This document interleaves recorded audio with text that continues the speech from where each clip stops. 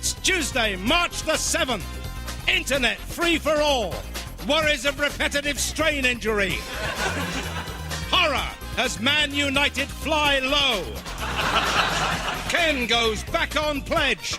The Tash is coming back. Please welcome the man who always goes it alone, Mr. Iain Lee.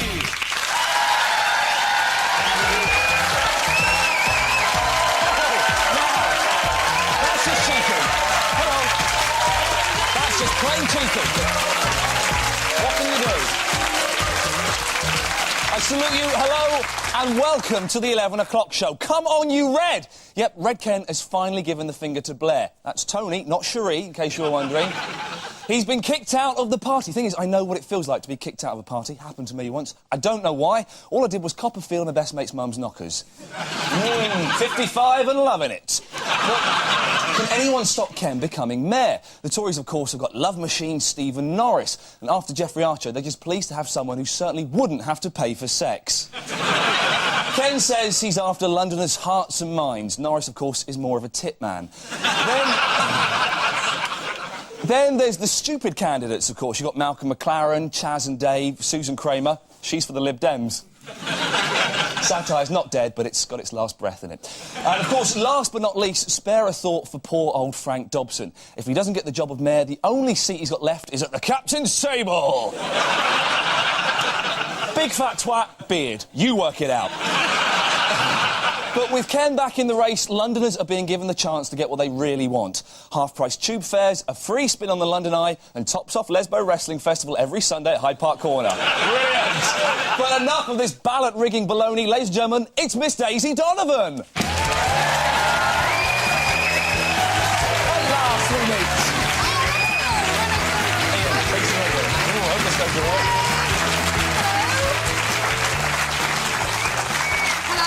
Hello.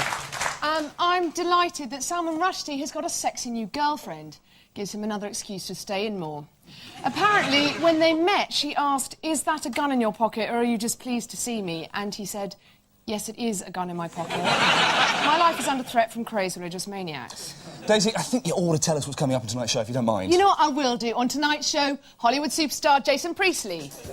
I'll be finding out if the people of London give a shit about Super Tuesday. Soccer AM star Helen Chamberlain gives us the score on this week's football headlines, and Iain investigates the North-South divide. What does the North have to offer the rest of Britain, apart from rain, coal and misery? Not really, does it? But now it's time for the headlines. Tonight's top stories. The plane carrying the Manchester United team to France plunged dramatically in mid-flight yesterday. The trouble was tracked down to David Beckham, who'd misunderstood his instruction to play out more on the wing. Beckham later admitted that he was so scared he thought he saw his life flashing before him, but it was only the in-flight movie Toy Story 2. On the day that free internet access is unveiled, Gordon Brown gets talked through that internet clip where a woman does an astonishing trick with a Coke can.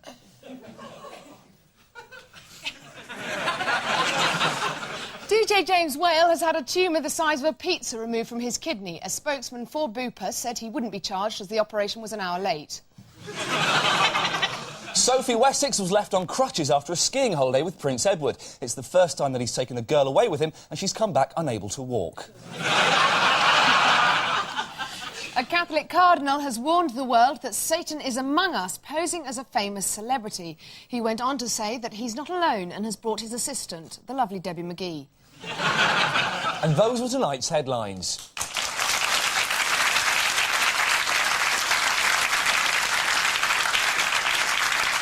As we speak, America is in the grip of Super Tuesday, the day potential presidents discover whether they'll become the most powerful man in America or just the answer to an obscure Trivial Pursuit question. It's big fat news in Kentucky, but what do the people of Britain think? We sent heavyweight political commentator Jason Priestley to find out.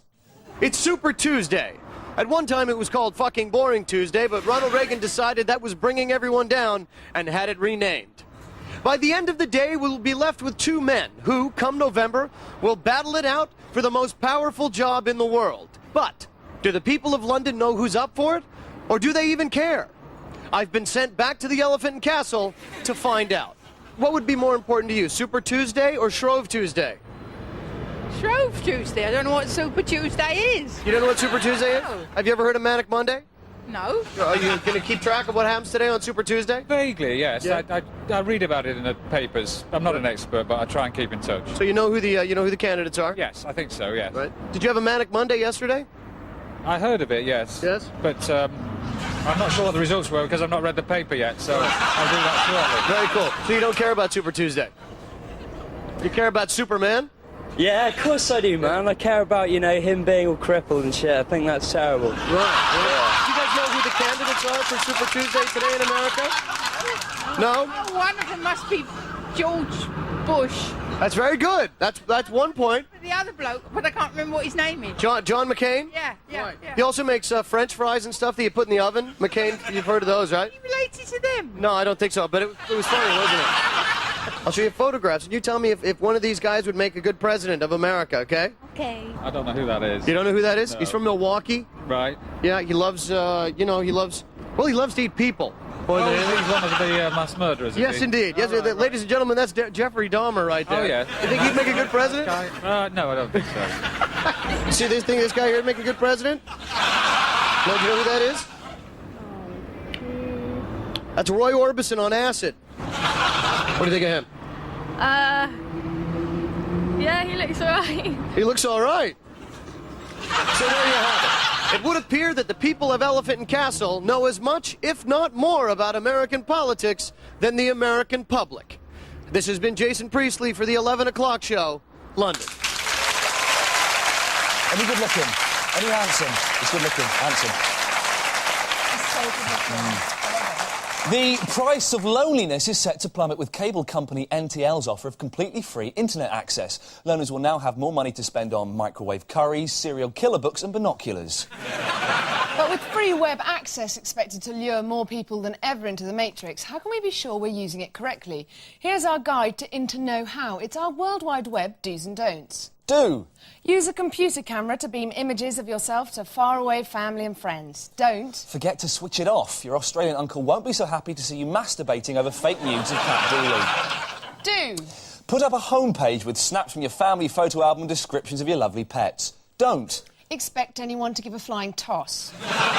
Do. Keep your computer clean with a non-static wipe. Don't. Let the congealed bodily fluids build up till it's like typing on a keyboard made of wax and lemon curd. Do. Use the web to find out more about your hobbies and interests. Don't. Use it to discover the very best way to enter a dog. Do. Use the internet for finding out more about your favourite celebrity. Don't. Use the internet for finding out their phone number, address, the best place to hide in their garden and a nearby shop that sells hammers.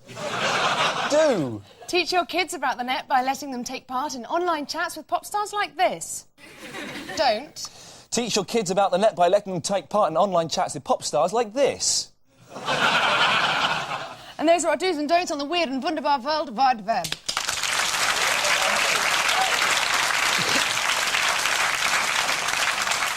We're a divided nation. People in the south tend to stereotype northerners as beer-supping, flat-cap-wearing, coal-mining divvies, whereas people up north are too stupid to know what a stereotype is. But is that offensive cliché true? I went to Manchester to find out. Despite the best efforts of the government and David Beckham to bring the North and South together, they still remain worlds apart. But how can we bridge this divide? I've come here to Manchester, the home of skag and petty thieving, to find out. What does the North have to offer the rest of Britain, apart from rain, coal and misery? Not a lot, really, does it? How much is a pint of milk in Manchester? Pint of milk is about 31p. Have a guess how much it is in London, in the South. I've no idea. I would say about £1. £5. £5 for a pint of milk. Would you say there's more crime in the North than in the South? No. What have you got in your bag? Well, just two hair clippers, which is just bought. Have you got the receipt for those? No, I haven't, no. Did you just steal those 2 hair clippers? No. Would you say as a Northerner you're more friendly than the Southerner? Yeah, I'm alright. Could you lend us 10 pence, mate, to get a bus? Yeah, that's sweater. Oh, nice one. You couldn't tell me where to get to the Arndale Centre, could you? Yeah, there. Listen, I need to go to the toilet, but I've got sore hands. Would you hold me cock for me? No. Would it help if they built a university up north? Would that be good? Hold on. No, not really. That wouldn't help if they actually... Because in the south, there's loads of universities. What if they built one up here? No one would go. No one would go? No. Supposing they built a road linking the north and the south, would that make things better up here? Well, there isn't one. No. You're joking. There's not a road linking the north and the south. Oh, they've got railways. No. Not directly linking you. There's a bit you can go up to a certain point, then you have to get off and walk a bit, and then you can get another train. There's no direct links. No. They shouldn't build a road linking the north and the south? No. Have you ever copped off with a southern bird or bloke? Yeah. Which was it, bird or bloke? Bird. What was it like? It was all right. It was great. Was it as good as a northern bird or better? Better. Yeah. Why is that? Is it because they're more classy or because they're dirty? Dirty. Yeah. Dirty. Yeah. Did you say got the arse? Yeah. On your first date? Yeah. That is very dirty. Fair play to that. So there we have it. Maybe we aren't so different after all. In fact, I'm thinking of buying a house here. This should get us a couple. Me and Lee, the 11 o'clock show, Manchester.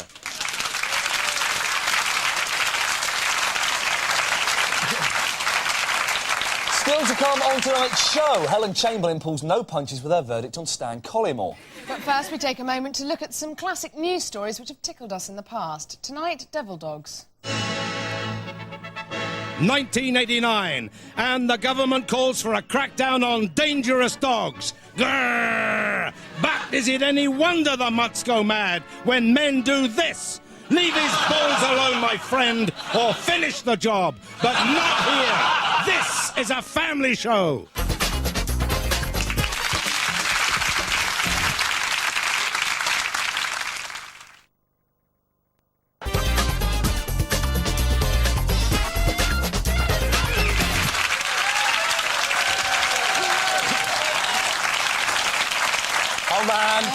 Welcome back to the 11 o'clock show. Coming up, Paul Garner reports on Ken Livingstone, but first it's time for another look at tonight.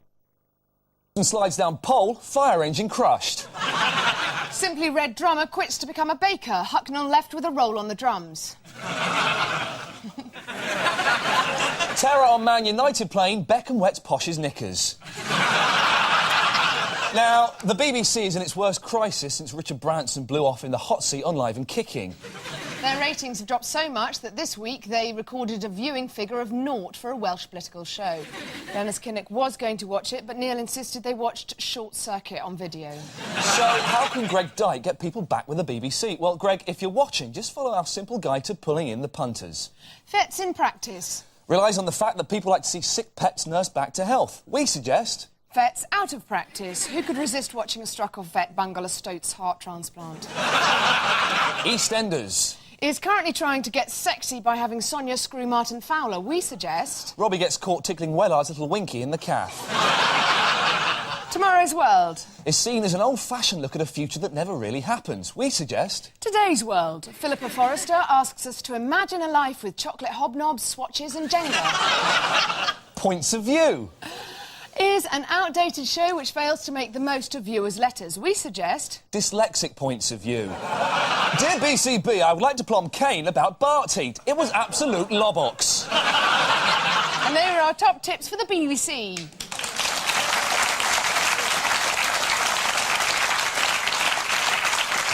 Now, time to tell you about tonight's guest. She's got years of experience as a Pontins Bluecoat, a DJ and a Sea Lion handler, none of which are any use at all in her current role as the acceptable face of TV football. Please welcome Torquay United's biggest and only fan, it's football expert Helen Chamberlain.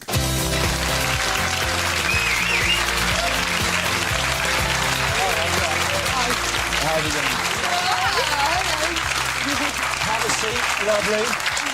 Thanks very much for joining us. Now, you claim to be an expert on football. I would believe you, but apparently it says here you're a girl. So, Gave it away. Oh, you've got knockers, brilliant. Glad you brought them. Now, we want to see if you really know your onions about football like I do. Right. How many goals did Stan the Man Collymore score this weekend? 3, a hat-trick. Fantastic. I don't watch football. I believe you, probably. Yeah, no, believe Brilliant. her. She looks like she knows her stuff. Now, is he a reformed character, do you think? I'm not sure. Time will tell, I think. I mean, scoring a hat-trick on his home debut for Leicester is pretty good. He got an awful lot of stick from the papers. He went on loan to Fulham and didn't do so well there. Apparently got on with everybody all right. The thing that got me on Stan's side was when all the newspapers started saying he's depressed. He earns 25 grand a week, he's got a big fat house and a big fat car. How can he be depressed? But depression is a state of mind and not bank balance. So in that case, I got behind Stan and went, yes, get in there, son, and he's got a hat-trick now, so I'm very pleased for him. Now, you're blonde, you're female, tell me if I'm stating the obvious, and you work on the telly, would you ever consider going out with Stan? I've never met him. I've never met him, so no. How does he pull women, though, when he's a fucking nutter? OK. I'm going to regret saying that, I think, one day. He's a fucking nutter with pots of cash. David Beckham threw a £12,000 party for baby Brooklyn at the weekend. Yeah. Do you think footballers get paid too much? I think they do get paid a little bit too much. I know they've not got that amount of time to make their money, but for God's sake, you'd only have to work for 10 weeks and you could retire, couldn't you? And all the spin-offs, the boot deals and everything else. It really is a bit too much. Oh, for God's sake, the kid was 1! I know. Never remember it. That's my worry. He's 21. But should we really care this much about the Beckhams? Not really. I don't really care what he wears on his head or his arse, you know. But it's every day, isn't it? You've got Jamie and Louise, you see, haven't you? Oh, yeah. Oh, Louise the singer, I forgot about her, That's right. I forgot all about her. I thought she disappeared off the face of the earth. Never mind. You see, so they're a pop star and husband, but they kind of go down a different, quieter road. So you can say... There's an obvious joke that I won't do, but we say that Louise doesn't take it up the arse. OK, brilliant. Brilliant. Okay. Now, you've proved you're a real female football expert, but can you tell us if the following geezer birds are genuine fans or not? Are they onside or offside, OK? Original ladette, Zoe Ball. It's a shame she's a Man United fan. I know Zoe a little bit, and she's very nice, but I think she'd probably get a bit more respect if she was a Barnet fan. Do you know what I'm saying? Not really, no. What about Boddington's Babe Mel Sykes? Now, the snogging of 3 Sunderland players and then grassing them up was great. That was very, very funny. I like that. She's in. Hats off to that. Cool. Yeah. And, of course, a girl who loves a good kick around, Ulrika Johnson. Can she or can she not neck a pint in about 4 seconds flat? A pint of what? You're supposed to. Beer. She can do the what's that? No. It's getting better. That thing with the thing on the end. That's the 9 yard. Yeah, the yard. She can do the yard of ale in some ludicrous seconds. So also, she's in. Now, should you ever decide to leave Soccer AM, we think we've got the perfect replacement. Like you, she's a bit of a looker. She's loved by young and old and has a tattoo of her favourite organisation in a concealed place. Right. Have a look at this. It's the Queen, Mum. Ladies and gentlemen, Helen Chamberlain.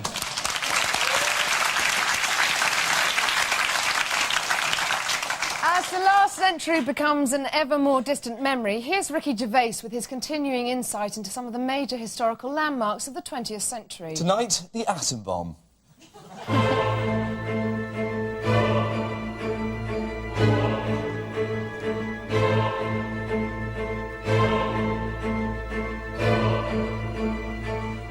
In 1905, Albert Einstein published a paper in which he stated that light could be imagined to consist of discrete bundles of radiation and described the photoelectric effect, by which certain metals will emit electrons when illuminated by light of a given frequency.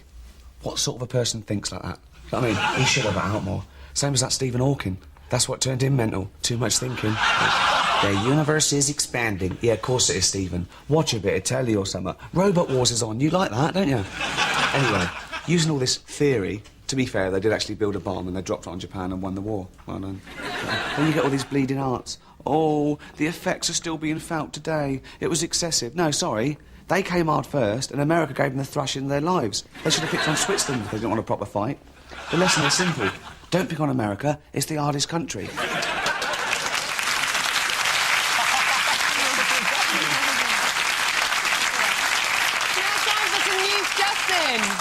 Scientists are close to developing a new drug which reverses the ageing process. They said the recent work on a guinea pig had been hugely successful, but unfortunately had to return to Chile. Experts agree that Pinochet has finally proved that he is senile. They pointed to the fact that on his arrival home he completely forgot to look frail. A man who flew to America to marry a woman he met on the internet discovered she was, in fact, a 20-stone, 65-year-old with a dead body in the freezer. His suspicions were first aroused when she told him to lie back and think of Iceland. The NHS has been criticised for starting a project to supply free condoms to gay men by hiding them in countryside bird boxes. Campaigners argue that the last place gay men will be looking is inside a bird's box. Following the incident where Brandon Block pushed Ronnie Wood at the Brit Awards, music experts have said that it was a rare example of a fan hitting the shit. At a lavish party to celebrate Brooklyn Beckham's first year, 150 friends and family all sang happy birthday to you, apart from Posh, who was obviously miming. And that was the news just in.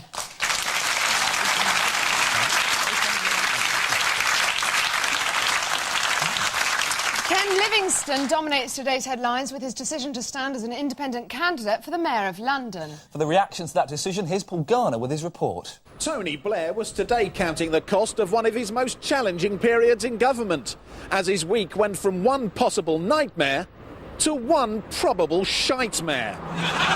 Fears of a return of the GLC, or gobshite lying commies, became a real possibility when Ken Livingstone announced his decision to defy the party and challenge Frank Nobson in the race for London Mayor. With Livingstone drawing grassroots Labour support and with the backing of a host of celebrities, Red Ken now finds himself sitting on one side of a massive fat crack that's appeared in the Labour Party. But what do the ordinary people of London think about the latest twists and turns in the race for mayor? Do you have children yourself? No. What if you did? They went to school and somebody was teaching them to be a lesbian. Well, no one's teaching them to be a lesbian. They're just making aware of other alternatives to heterosexuality. There's nothing wrong with that. There isn't? No. Stephen Norris would be my choice. Yeah. Because he's polled 65% of London's population? What? Stephen Norris is polled 65%. At least that, from what I've heard. I'm very happy to hear it. I mean, I haven't heard anything about Stephen Norris so far. All I've heard is Livingstone and Blair and Dobson. And if Norris has had a big poll, good for him. Yeah, and good for everyone else involved. Certainly. Although this rift is a disaster for Labour, Conservative candidate Stephen Norris was delighted with the infighting, claiming, "This is proof there is a God, and he must be a Tory." If that's the case, then God must be watching over the race for mayor with a big smile on his face, a whore's bra wrapped round his neck, and a satsuma shoved up his arse. This is Paul Garner, the 11 o'clock show at Millbank. And for more on that story, we go over live to Paul Garner in Millbank. Paul, what's happening at Labour Party HQ? Well, Ian, Labour's PR machine is preparing a damage limitation programme as it faces one of the most alarming splits Downing Street has seen since Tony Blair polled his missus with a Trumpy condom. They're also considering just how much money to spend on Frank Dobson's campaign, if, as opinion polls say, he seems unlikely to win. One Labour insider told me it could be the biggest waste of party money since Brooklyn Beckham's birthday. Thanks very much, Paul. Thanks, Ian. That's all from tonight's show. But finally, there was evidence that Tony Blair is making the most of free internet access to send important messages.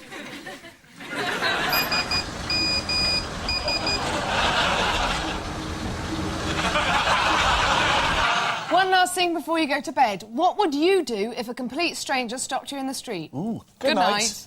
Would you ever have the piss taken out of you on the street? People do it all the time, but I don't mind. What do they do? Well, they call me everything, you know. They call me Mad Jacko. Mad Jacko? Are you mad? Not really. Are you called Jacko? No, I'm just open-minded. Do you think that taking the mickey out of people on the street is good fun entertainment, or is it a bit cheap and lazy? It's great, mate. I love it. Yeah. Sit back and laugh at them, you know what I mean? So. Would you ever consider having the piss taken out of you on the telly? Well... Or are you a bit too clever for that? I'm a bit too clever for that, I think. You realise what happened?